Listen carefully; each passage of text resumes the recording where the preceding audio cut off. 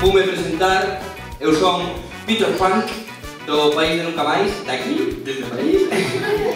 Eu son un payaso, son malabarista, son...